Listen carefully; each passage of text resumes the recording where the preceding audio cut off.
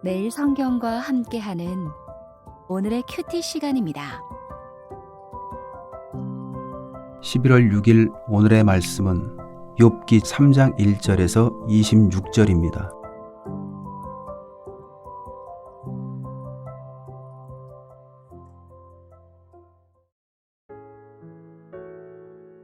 그 후에 욥이 입을 열어 자기의 생일을 저주하니라. 욥이 입을 열어 이르되 내가 난 날이 멸망하였더라면 산의 아이를 베었다 하던 그 밤도 그러하였더라면 그날이 캄캄하였더라면 하나님이 위에서 돌아보지 않으셨더라면 빛도 그날을 비추지 않았더라면 어둠과 죽음의 그늘이 그날을 자기의 것이라 주장하였더라면 구름이 그 위에 덮였더라면 흑암이 그 날을 덮었더라면 그 밤이 캄캄한 어둠에 잡혔더라면 해의 날수와 달의 수에 들지 않았더라면 그 밤에 자식을 베지 못하였더라면 그 밤에 즐거운 소리가 나지 않았더라면 나를 저주하는 자들 곧 리워야단을 격동시키기에 익숙한 자들이 그 밤을 저주하였더라면 그 밤에 새벽별들이 어두웠더라면 그 밤이 광명을 발할지라도 얻지 못하며 동틈을 보지 못하였더라면 좋았을 것을. 이는 내 모태의 문을 닫지 아니하여 내 눈으로 환난을 보게 하였음이로구나. 어찌하여 내가 태에서 죽어나오지 아니하였던가. 어찌하여 내 어머니가 해산할 때에 내가 숨지지 아니하였던가. 어찌하여 무릎이 나를 받았던가. 어찌하여 내가 젖을 빨았던가. 그렇지 아니하였던들 이제는 내가 평안히 누워서 자고 쉬었을 것이니 자기를 위하여 폐허를 일으킨 세상 임금들과 모사들과 함께 있었을 것이요. 혹시 금을 가지며 은으로 집을 채운 고관들과 함께 있었을 것이며 또는 낙태되어 땅에 묻힌 아이처럼 나는 존재하지 않았겠고 빛을 보지 못한 아이들 같았을 것이라. 거기서는 악한 자가 소요를 그치며 거기서는 피곤한 자가 쉼을 얻으며 거기서는 갇힌 자가 다 함께 평안히 있어 감독자의 호통 소리를 듣지 아니하며 거기서는 작은 자와 큰 자가 함께 있고 종이 상전에게서 놓이느니라. 어찌하여 고난당하는 자에게 빛을 주셨으며 마음이 아픈 자에게 생명을 주셨는고. 이러한 자는 죽기를 바라도 오지 아니하니 땅을 파고 숨긴 보배를 찾음보다 죽음을 구하는 것을 더하다가 무덤을 찾아 얻으면 심히 기뻐하고 즐거워하나니. 하나님에게 둘러싸여 길이 아득한 사람에게 어찌하여 빛을 주셨는고. 나는 음식 앞에서도 탄식이 나며 내가 앓는 소리는 물이 쏟아지는 소리 같구나.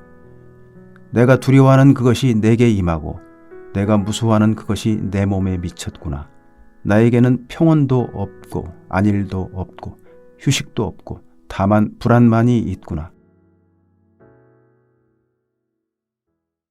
말씀으로 하루를 여는 묵상의 시간입니다. 하나님을 의지하고 말씀의 인도를 받는 하루 되시기를 기대합니다. 오늘 본문은 욥기 3장 1절에서 26절까지 말씀입니다. 친구들이 찾아와 7일의 시간 동안 침묵의 시간을 보낸 욥이 드디어 말합니다. 7일의 시간은 친구들은 차마 말할 수 없는 시간이었으며 욥은 더 이상 말하지 못하는 시간이었습니다. 먼저 1절부터 10절까지 말씀을 보겠습니다. 긴 침묵과 한탄을 깨고 욥이 말합니다. 모든 소유를 잃고 자신도 잃어버린 욥이 신락 같은 기대도 저버린 듯 좌절하며 독백합니다. 누구에게 들려줌도 아니요 누군가에게 하소연 아닌 말을 쏟아냅니다. 고통이 얼마나 컸던지 그 고백은 자기가 차라리 태어나지 않았더라면 이라고 탄식합니다. 처음 세상에 태어난 그날이 얼마나 기쁘고 즐거운 날입니까? 여러분의 생일을 떠올려 보십시오.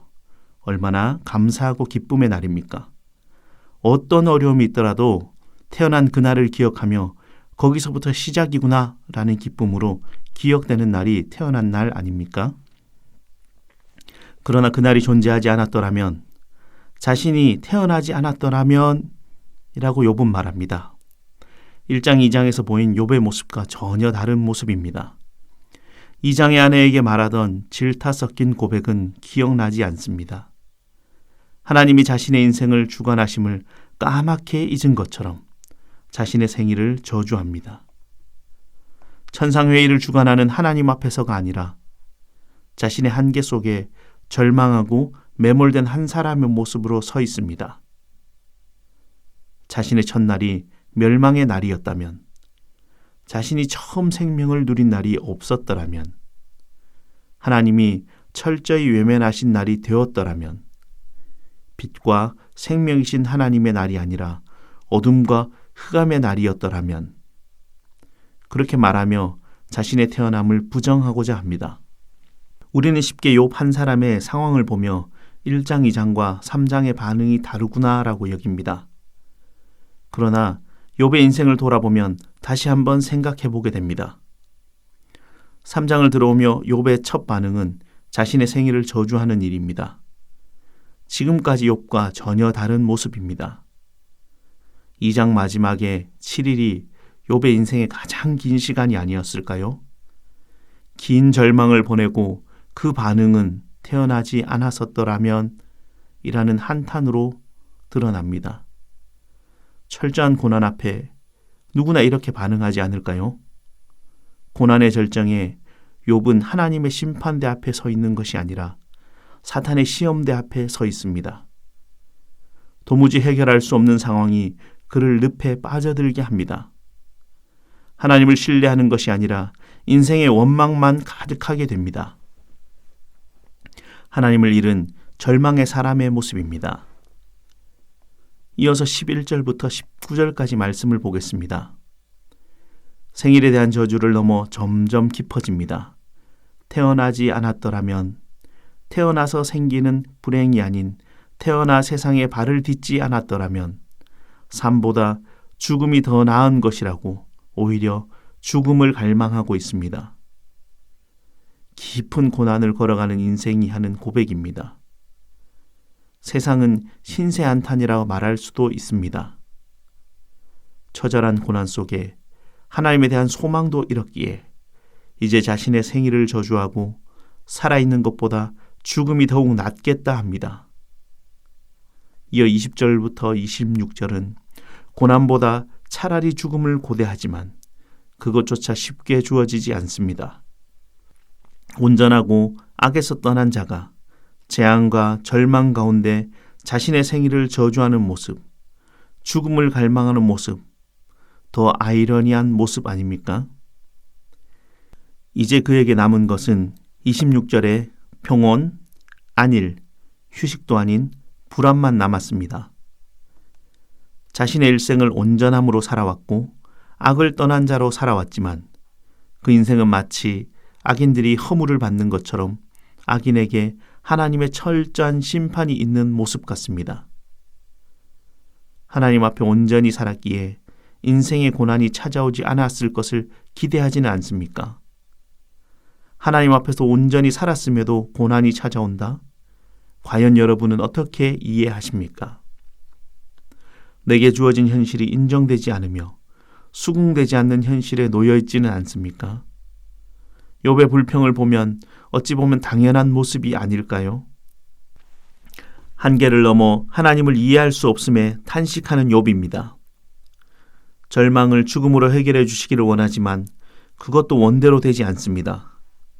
고난 가운데 이유도 또 자신의 죄악도 알 수 없지만 욥처럼 불가항력적인 상황에 발버둥치다 결국 고난을 받아들이고 가장 좋은 방법을 선택하는 것이 우리들이 아닌지 돌아보게 됩니다. 고난 앞에서 우리는 침묵하게 됩니다. 그러나 고난이 우리를 잠식하게 될 때 고난 때문에 하나님을 보지 못하는 어리석음을 갖게 됩니다.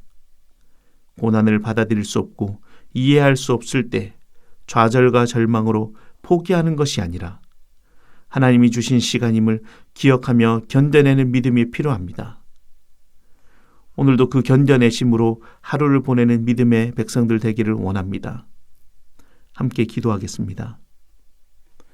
이해할 수 없는 고난 가운데 있는 욥을 기억합니다. 오늘 내 삶에서도 이해할 수 없는 고난이 있습니다. 그 고난에 집중하여 하나님을 바라보지 못하는 어리석음을 범하지 않게 하옵소서. 오늘 하루 욥의 자리를 기억하며 나를 이곳에 보내신 하나님의 섭리를 신뢰하게 하옵소서. 예수님의 이름으로 기도드립니다. 아멘.